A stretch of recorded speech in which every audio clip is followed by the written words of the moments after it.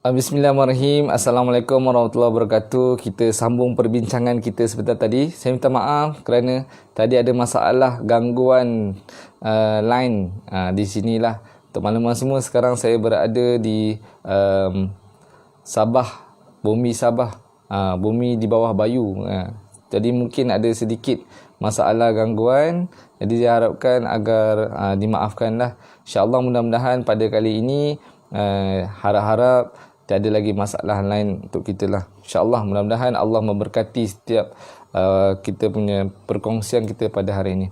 Kita sambung perbincangan kita berkenaan dengan surah Al-Hajj. Untuk makluman semua tuan-tuan dan muslim-muslimat yang ada, boleh juga share terus apa yang live kita yang baru ni, sambungan daripada live kita yang tadi, kerana ada sedikit masalah line. Jadi kita menyambung perbincangan surah Al-Hajj kita pada pagi ini. Kalau tadi saya menimbulkan satu persoalan, kenapa Allah Subhanahu Wa Taala meletakkan kisah tentang kedahsyatan hari kiamat pada surah berkenaan dengan haji? Kalau tengok ayat pertama ini, Allah Subhanahu Wa Taala menerangkan tentang peristiwa di mana Allah merakamkan auzubillahi minasyaitonirrajim, ya ayuhan nasu taqu rabbakum inna zalzalatas saati syai'un azim.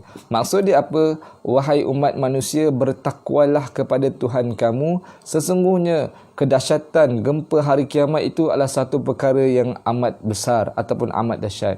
Kalau kita tengok sambungan ayat yang kedua, siapa yang ada Al-Quran boleh bukalah bagaimana Allah merakamkan dalam surah Al-Hajj. Pada ayat yang kedua, bagaimana Allah menerangkan tentang kedahsyatan hari kiamat yang bakal berlaku ini.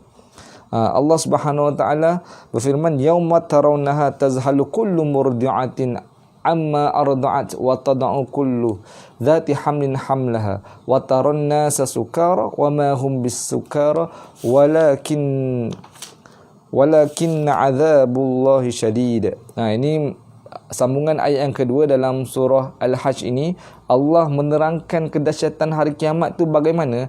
Allah terangkan dalam ayat yang kedua ni, pada hari kiamat itu kamu melihat kegoncangan itu, maka lalailah semua wanita yang menyusui anaknya dari anak yang disusuinya, dan gugurlah kandungan segala wanita yang hamil, dan kamu lihat manusia dalam keadaan mabuk padahal sebenarnya mereka tidak mabuk. Akan tetapi azab Allah itu sangat-sangatlah keras.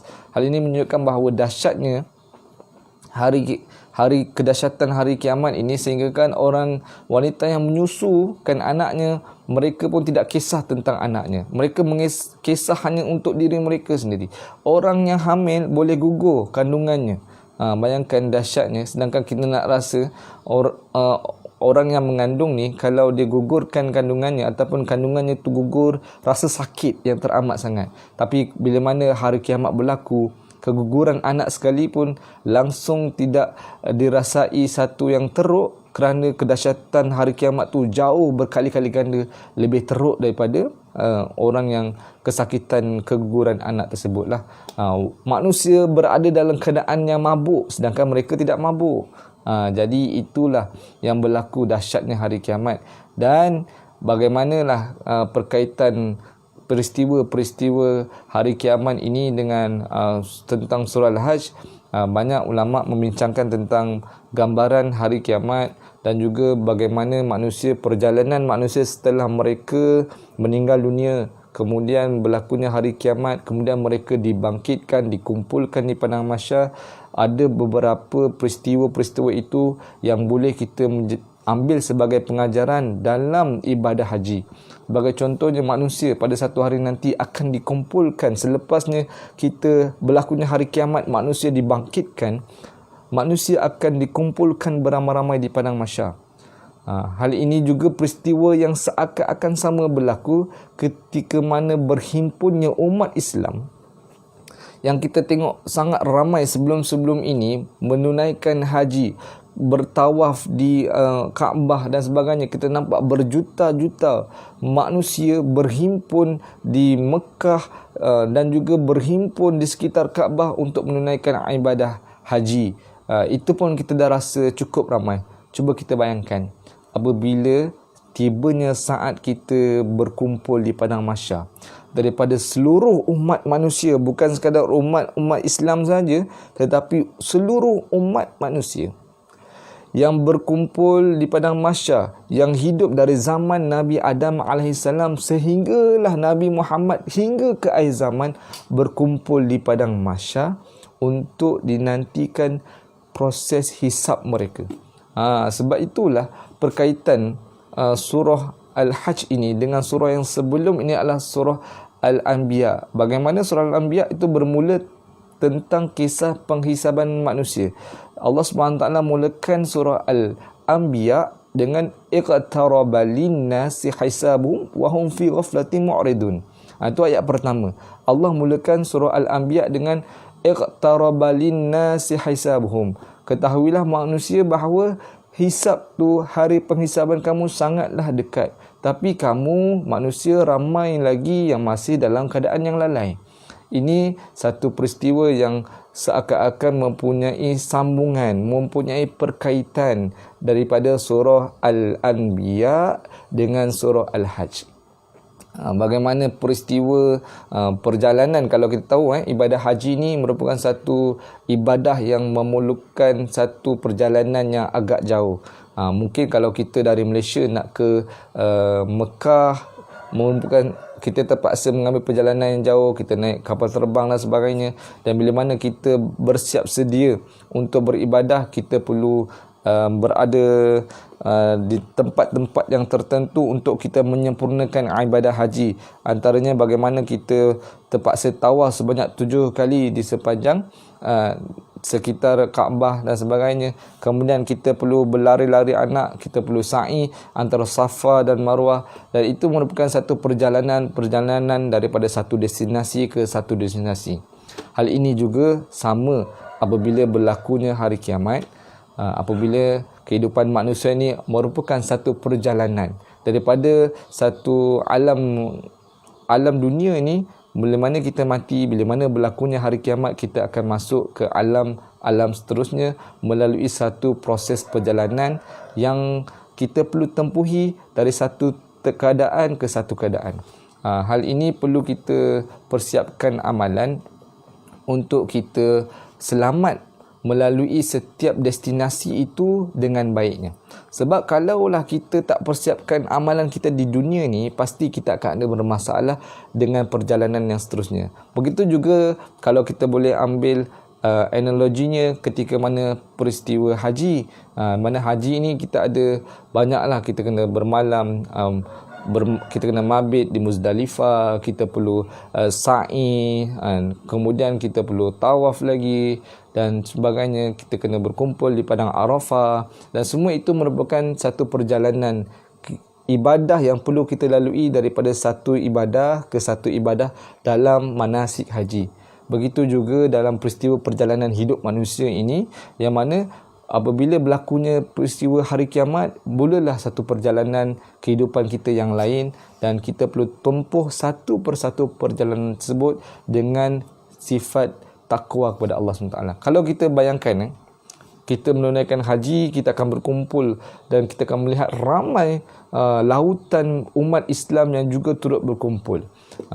Kalaulah kita rasa kita ni dah cukup beriman kepada Allah SWT, kalau kita rasa kita ni mungkin telah banyak amalannya, banyak sedekahnya, banyak tugas kita, banyak perjuangan kita menegakkan agama Allah, bila mana kita berkumpul bersama dengan umat Islam yang lain, ia memberikan satu peluang untuk kita muhasabah diri kita. Kita melihat, wah, rupa-rupanya ramai lagi manusia yang nampak soleh, nampak salihah, ramai lagi manusia yang kita tengok amalannya lebih hebat dan lebih kuat daripada kita. Sebab itulah kita kena sentiasa muhasabah. Dan sebenarnya Allah SWT tidak melihat kedudukan kita.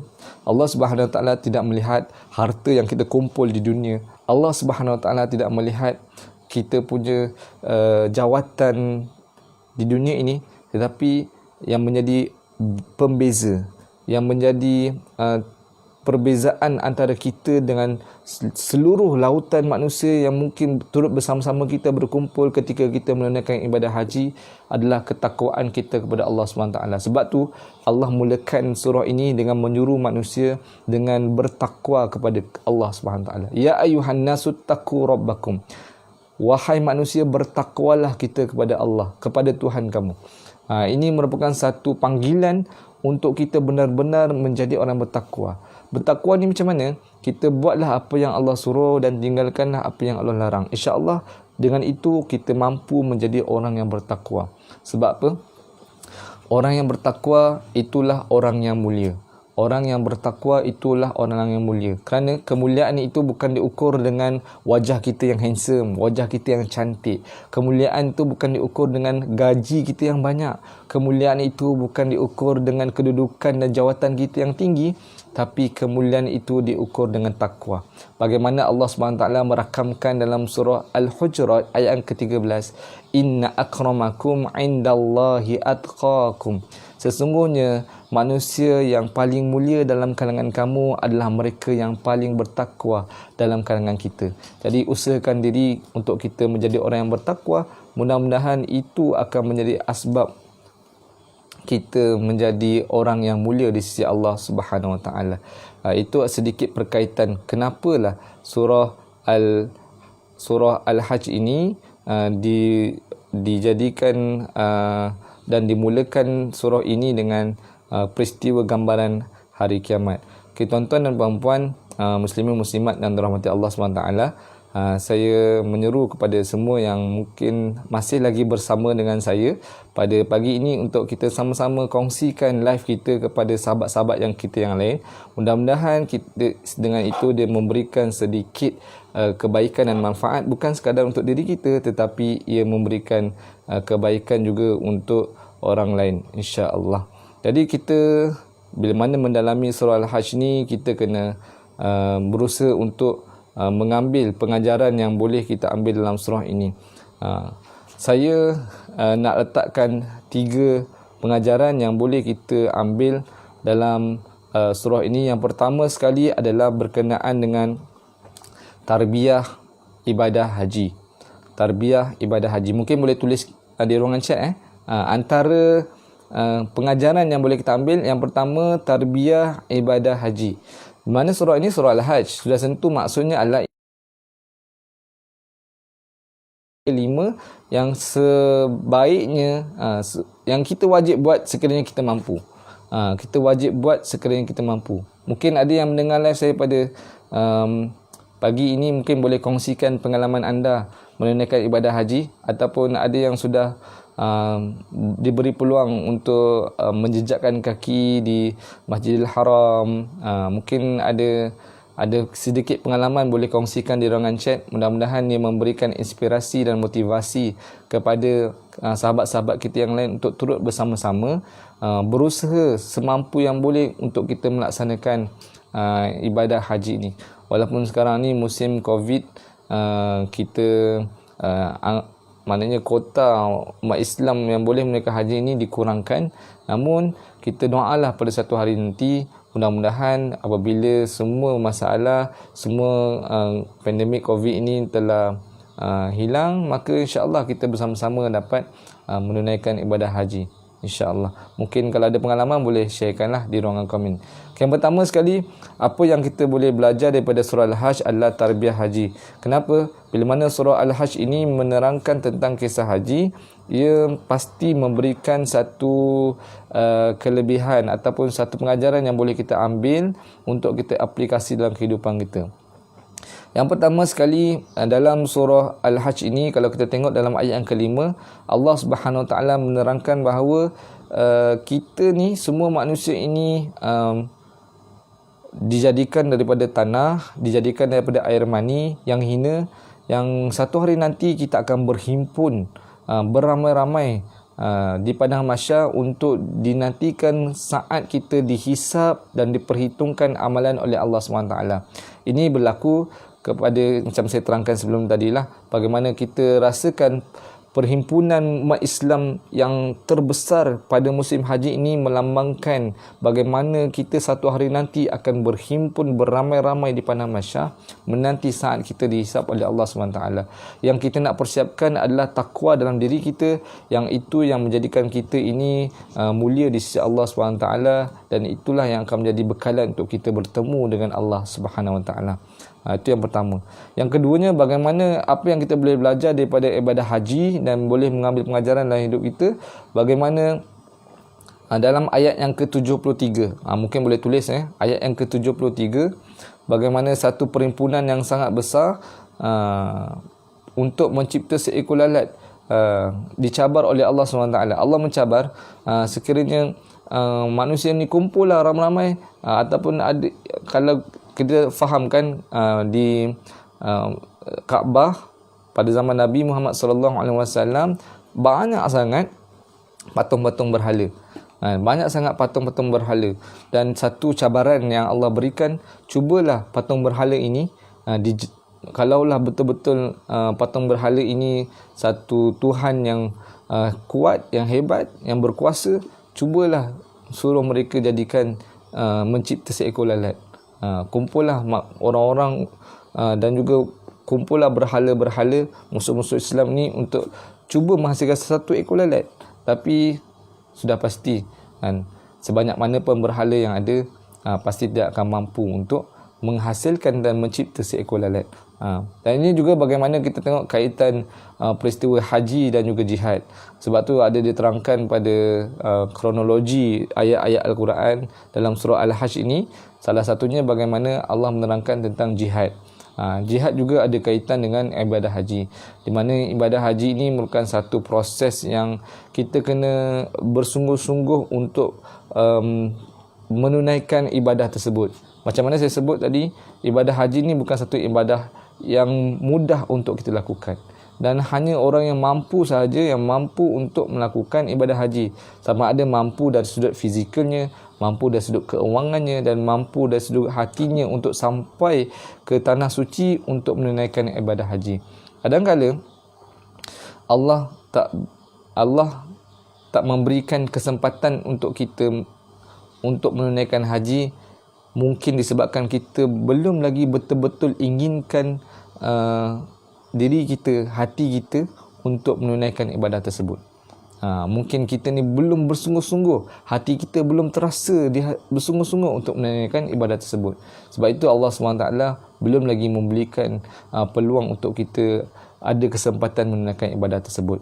Sebab tu jihad ni bukan sekadar kita keluar berperang, namun untuk kita melaksanakan ibadah-ibadah, terutamanya ibadah haji, memerlukan jihad yang sangat-sangat kuat. Sebab itulah bagaimana Allah SWT menerangkan setiap manasik haji itu perlu dilakukan dengan betul-betul, dengan bersungguh-sungguh. Sekiranya kita tak mampu melakukan satu ibadah itu dengan bersungguh-sungguh, maka ada kecacatan dalam ibadah tersebut yang perlu kita ganti dengan dam dan sebagainya. Jadi itu yang kita boleh belajar. Dan juga tarbiyah peristiwa ataupun ibadah haji ini, bagaimana yang saya terangkan sebelum ini, menerangkan tentang proses haji ini adalah satu perjalanan daripada satu ibadah ke satu ibadah yang lain. Daripada kita menunaikan kita melontar jamrah, kemudian kita bermalam, kemudian kita berkumpul di padang Arafah, kemudian kita tawaf dan sebagainya. Ia satu perjalanan menuju ke satu perjalanan ibadah, menuju ke satu perjalanan ibadah yang lain.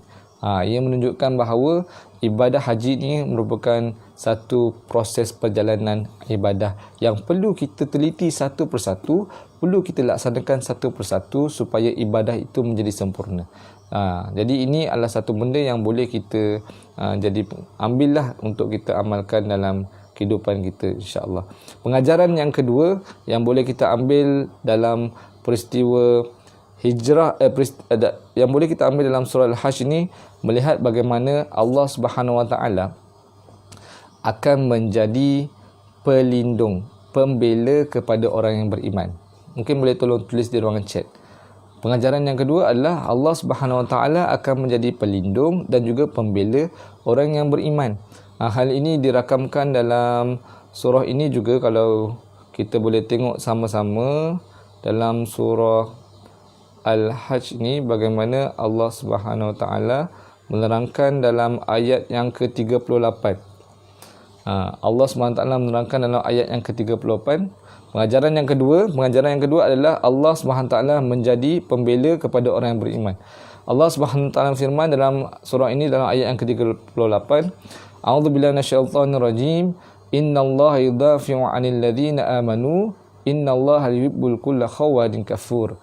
Maksud dia sesungguhnya Allah Subhanahu Wa Taala menjadi pembela kepada orang yang beriman, dan sesungguhnya Allah tidak suka kepada tiap-tiap orang yang khianat lagi tidak bersyukur kepada Allah Subhanahu Wa Taala.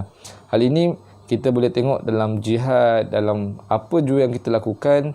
Apabila kita menjadi orang yang beriman, insya-Allah Allah akan menjadi pembela. Terutamanya kepada golongan-golongan yang ingin berperang, berjihad di jalan Allah SWT, mereka perlu mempersiapkan keimanan yang sangat tinggi supaya Allah menjadi pembantu mereka, Allah menjadi pembela mereka. Begitu juga bagaimana kita nak melaksanakan kehidupan kita ini, kita perlu mempersiapkan diri kita dengan keimanan yang tinggi kepada Allah SWT, supaya di situlah akan turunnya bantuan Allah, akan di situnya lah akan hadirnya Allah SWT yang sentiasa menjadi pembela kepada kita. Dan Allah SWT ini tidak menyukai orang yang ingkar, khianat kepada Allah.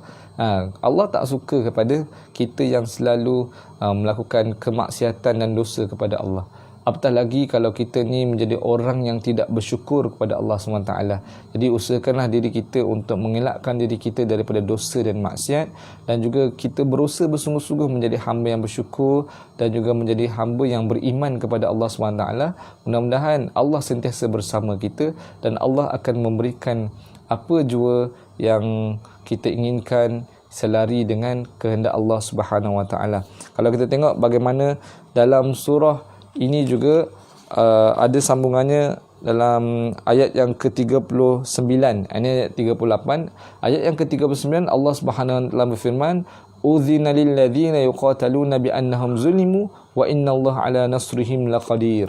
Itu ayat yang ke-39. Kalau ada yang ada Quran mungkin boleh tulis, boleh catat bagaimana Allah Subhanahu Wa Taala firman dalam ayat ke-39, telah diizinkan berperang bagi orang-orang yang diperangi kerana sesungguhnya mereka telah dianiaya, dan sesungguhnya Allah benar-benar maha kuasa menolong mereka itu. Ini adalah satu kebenaran berperang oleh Allah Subhanahu Wa Taala kepada umat Islam pada ketika itu apabila mereka berada kembali semula ke Mekah.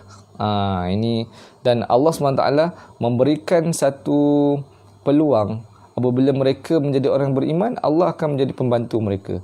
Ini akan melegakan hati-hati orang yang beriman, walaupun bilangan mereka itu sedikit, tetapi Allah memberikan satu semangat. Kalau kamu beriman, Allah akan bantu kamu. Kalau kita tengok peristiwa Perang Badar, bagaimana umat Islam itu sangat sedikit dengan kelengkapan perang yang sangat-sangat tidak bersedia untuk berperang, kelengkapan perang pun yang tidak canggih dan sebagainya. Tapi bila mana mereka beriman dan yakin kepada Allah, yakin kepada Rasul, maka Allah menurunkan bantuan dengan hadirkan malaikat-malaikat untuk membantu mereka. Begitu jugalah dalam perjuangan kita. Andai kita benar-benar nak menjadi pejuang Allah Subhanahu Wa Taala, ingin memperjuangkan agama Allah SWT, jangan lupa untuk kita mempersiapkan diri kita dengan keimanan yang tinggi kepada Allah Subhanahu Wa Taala. Okey, itu adalah pengajaran yang kedua. Dan pengajaran yang ketiga yang mungkin boleh kita ambil dalam surah ini, bagaimana Allah Subhanahu Wa Taala menerangkan ataupun menggalakkan kita ataupun menjanjikan bagi golongan-golongan yang banyak bersujud kepada Allah ini diberikan kejayaan kepada Allah SWT. Jadi pengajaran yang ketiga yang boleh kita ambil dalam surah Al-Hajj adalah kejayaan bagi orang yang bersujud. Mungkin boleh tulis di ruangan chat. Pengajaran yang ketiga yang boleh kita ambil dalam surah Al-Hajj adalah kejayaan bagi orang yang sujud. Bagaimana Allah SWT sebenarnya, kalau kita perasan dalam surah Al-Hajj ni ada dua ayat sajadah yang boleh kita dapat dalam surah inilah. Dalam surah ini ada dua ayat sajadah yang boleh kita perolehi dalam surah ini. Okey. Ayat keberapa tu? Kalau boleh tolong tulisnya ayat sajadah yang pertamanya dalam ayat yang ke-19.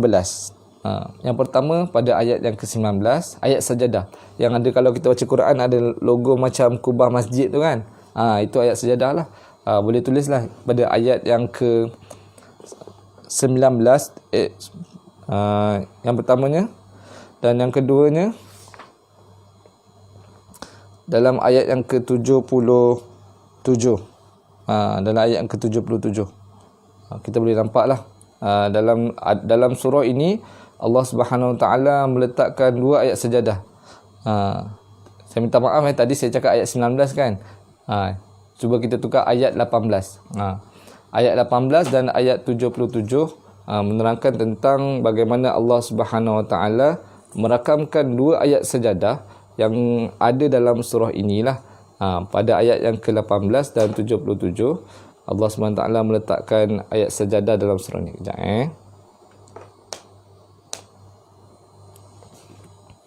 Alright. Okey, kalau kita boleh tengok bagaimana dalam surah ini Allah Subhanahu Taala berfirman.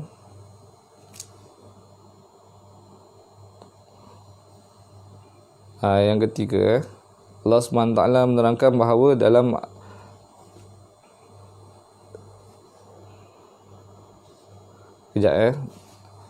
pengajaran yang ketiga yang boleh kita ambil dalam surah ini adalah Allah Subhanahu Wa Taala akan memberikan kejayaan kepada mereka yang beriman dan banyak bersujud dan rukuk kepada Allah Subhanahu Wa Taala. Kalau kita boleh tengok dalam ayat yang ke-77, Allah Subhanahu Wa Taala berfirman, A'udzubillahi minasyaitonirrajim, ya ayyuhalladzina amanu ruk'u wasjudu wa'budu rabbakum waf'alul khair la'allakum tuflihun. Maksudnya apa? Tolong tulis yang ini satu pengajaran yang boleh kita ambil, di mana Allah SWT berfirman, wahai orang-orang yang beriman, rukuklah serta sujudlah dan mengerjakanlah sembahyang dan beribadahlah kepada Tuhan kamu dengan mentauhidkannya, serta kerjakanlah amal-amal kebajikan supaya kamu berjaya di dunia dan di akhirat. Ini boleh diambil dalam surah Al-Hajj ayat yang ke-77. Allah SWT menerangkan, wahai orang-orang yang beriman, banyakkanlah kita rukuk dan sujud, juga beribadah kepada Allah SWT, dan juga melakukan kebaikan supaya kita ni berjaya di dunia dan di akhirat. Dan ini melambangkan bahawa mereka yang banyak menunduk ataupun banyakkan sujud, banyak menunaikan solat, mereka adalah orang yang berjaya. Sebab tu banyak kita dengar bahawa solat ini adalah punca kejayaan kita di dunia dan di akhirat. Orang yang menjaga solat, orang yang bersungguh-sungguh menjaga ibadah solat, insya-Allah Allah akan berikan kejayaan. Dalam Al-Quran banyak sangat Allah menjanjikan mereka yang menunaikan solat, mereka yang banyak sujud adalah mereka yang Allah akan berikan kejayaan di dunia dan di akhirat. Sebab tu dalam surah Al-Mu'minun Allah Subhanahu Wa Taala berfirman, qad aflahal mu'minun alladzina hum fi salatihim khashi'un. Sesungguhnya berjayalah orang-orang yang beriman. Aflahal mu'minun, siapakah mereka yang Allah nak bagi kejayaan ni? Alladzina hum fi salatihim khashi'un, iaitu mereka yang menunaikan solat dengan khusyuk. Allah tak berikan kejayaan sekadar mereka yang solat, tetapi Allah memberikan kejayaan yang mereka benar-benar menjaga solat dengan khusyuk, mereka yang benar-benar menjaga rukuknya, menjaga sujudnya dan bersungguh-sungguh melakukan solat. Dan juga dalam ayat ni, ciri-ciri orang yang nak diberikan kejayaan adalah pertama, orang yang solat. Dalam ayat surah Al-Hajj ayat 77 ni, antara ciri-ciri orang yang Allah nak bagi dia kejayaan dunia dan akhirat, yang pertama adalah mereka yang menunaikan solat, mereka yang banyak sujud. Yang keduanya adalah waf'alul khair, mereka yang mempunyai sifat yang baik atau mereka yang mengamalkan kebaikan. Sebab dalam surah ini kalau kita nampaklah benda ini adalah satu benda yang berkait rapat. Bagaimana Allah nak bagi kejayaan bukan sekadar orang yang solat saja. Kalau kita faham solat ni adalah hubungan kita dengan Allah. Hubungan kita dengan Allah. Tak cukup dengan kita sekadar jaga hubungan kita dengan Allah semata-mata untuk Allah berikan kejayaan. Tetapi Allah menekankan ini waf'alul khair. Waf'alul khair, dan kita kena membuat kebajikan Ini menunjukkan bahawa kebaikan yang perlu kita buat untuk diri kita dan kepada manusia yang lain. Maknanya hubungan kita dengan Allah kita jaga, hubungan kita sesama manusia pun kita jaga bersungguh-sungguh, dan insya-Allah di situlah Allah akan berikan kejayaan di dunia dan akhirat. Dan mudah-mudahanlah bila dengan kita bersungguh-sungguh menjaga salat dan juga perbanyakkan sujud. Bila mana Allah SWT meletakkan kalimah ayat sajadah 2 kali dalam surah ini, iaitu satu dalam ayat yang ke-19 dan yang kedua adalah ayat ke-77, maka Allah SWT sangat menerangkan bahawa kita ni banyakkanlah dahi kita ni cecah sejadah untuk kita banyak bersujud dan beribadah kepada Allah SWT. Sebab apa tuan-tuan dan puan-puan? Waktu yang paling hampir antara kita dengan Allah adalah waktu sujud.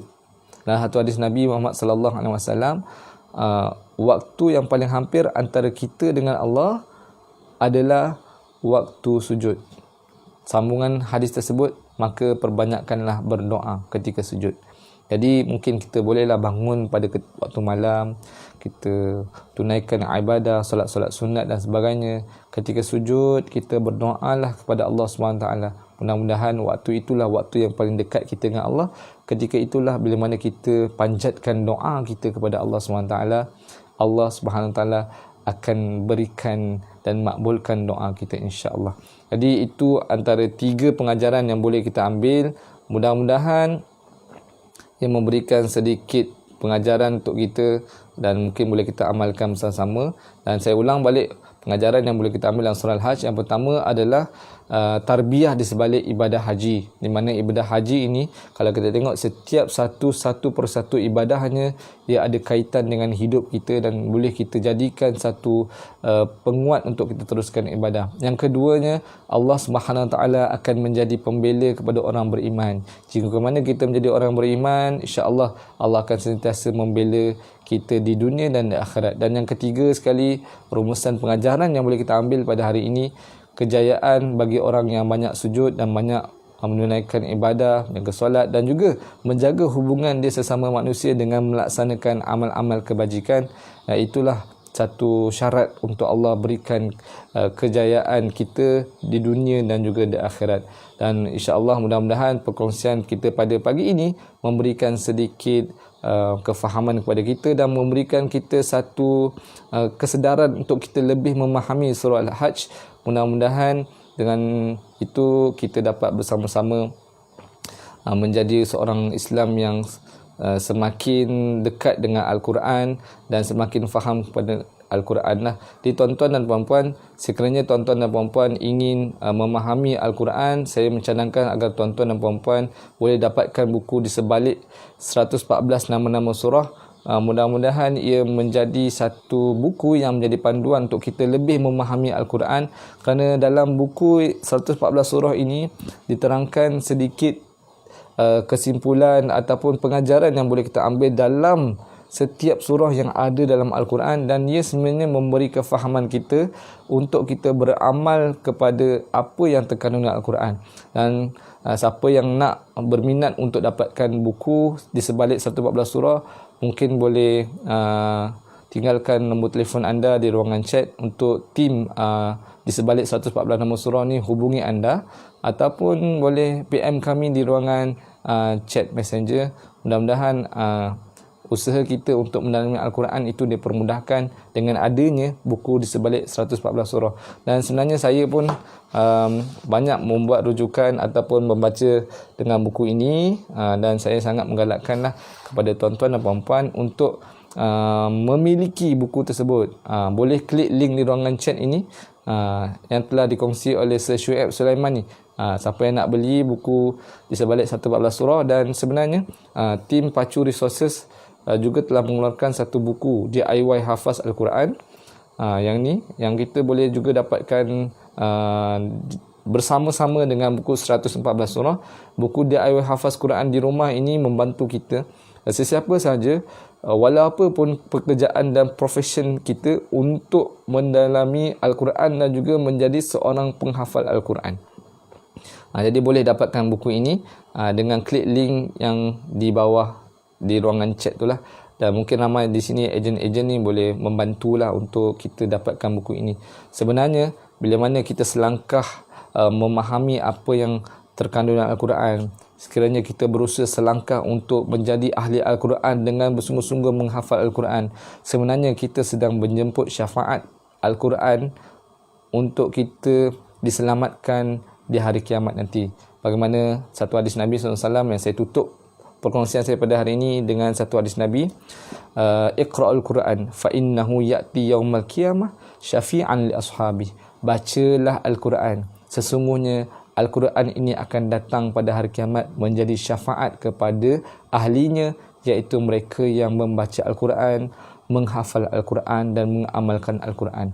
Jadi mudah-mudahan dengan usaha kita membaca Al-Quran, memahami Al-Quran, menghafal Al-Quran dan beramal dengan Al-Quran, ia menjemput syafaat daripada Al-Quran untuk membantu perjalanan kita pada hari kiamat nanti. Wallahu alam, yang baik itu dari Allah SWT, yang kurang itu atas kelemahan saya sendiri, dan saya minta maaf atas masalah teknikal sebentar tadi. Mudah-mudahan ia akan menjadi lebih baik untuk perkongsian pada minggu hadapan. Nantikan perkongsian surah yang selanjutnya selepas surah Al-Hajj ini, semestinya menyanyikan surah yang sangat-sangat menarik dan mempunyai 1001 pengajaran yang boleh kita ambil dalam kehidupan kita. Yang baik dari Allah SWT, yang kurang, yang lemah tu atas kelemahan diri saya sendiri. Saya tutup dengan wabillahi taufiq wal hidayah. Wassalamualaikum warahmatullahi wabarakatuh.